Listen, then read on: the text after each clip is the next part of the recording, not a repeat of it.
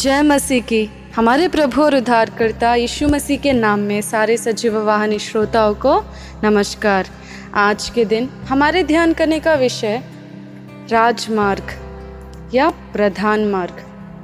तो चलिए हम देखेंगे ये राजमार्ग क्या है और ये किसके लिए है।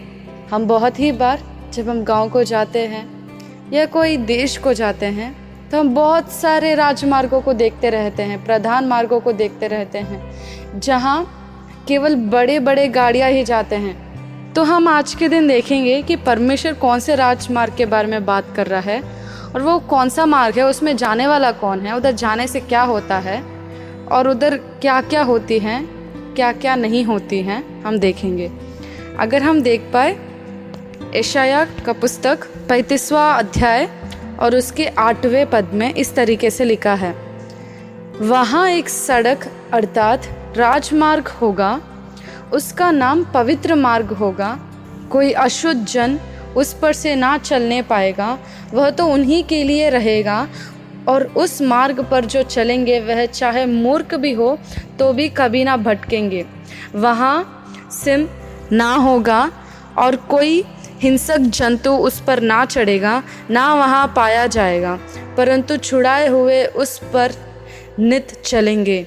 यहोवा के छुड़ाए हुए लोग लौटकर जय जयकार करते हुए सियोन में आएंगे और उनके सिर पर सदा का आनंद होगा।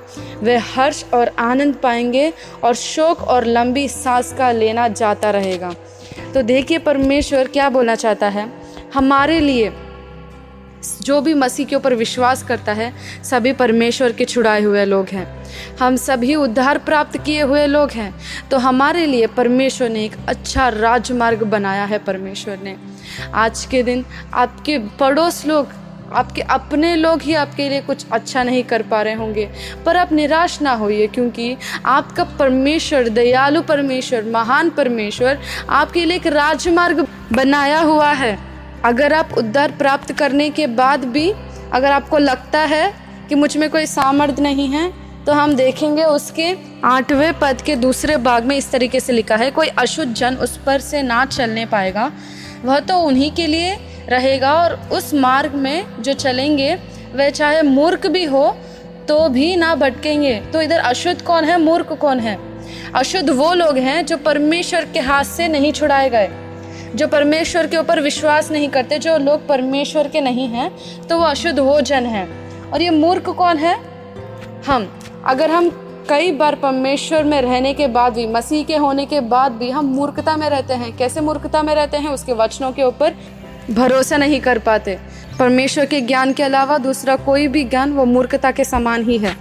तो देखिए, अगर आप वैसे भी हो तो आपको परमेश्वर नहीं छोड़ेगा, आपको नहीं बोलेगा तू चल निकल इधर से, नहीं बोलेगा परमेश्वर आपको ऐसा।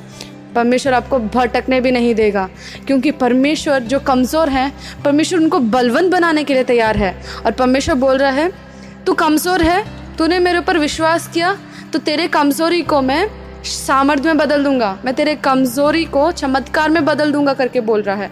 तो अगर आप अपने आप को कमज़ोर समझते हैं तो आप भटकेंगे नहीं, क्योंकि ये रास्ता आपके लिए भी है। ये सारे मसीह के लोगों के लिए है ये रास्ता, और इस रास्ते को राजमार्ग बोलते हैं। ये ऐसी सड़क है जहाँ कोई जानवर और कोई भी नाश आपके पास नहीं आ पाती। और ये मार्ग परमेश्वर के सियोन तक जाती है, परमेश्वर की उपस्थिति में, उसकी महानता में, जहाँ परमेश्वर की केवल स्तुति ही स्तुति होती है। और परमेश्वर बोलता है कि इस मार्ग में ना कोई शोक, ना कोई लंबी सांस कि आपकी आंखों में कोई आंसू नहीं होंगी, क्योंकि इस रास्ते में केवल खुश ही खुश है।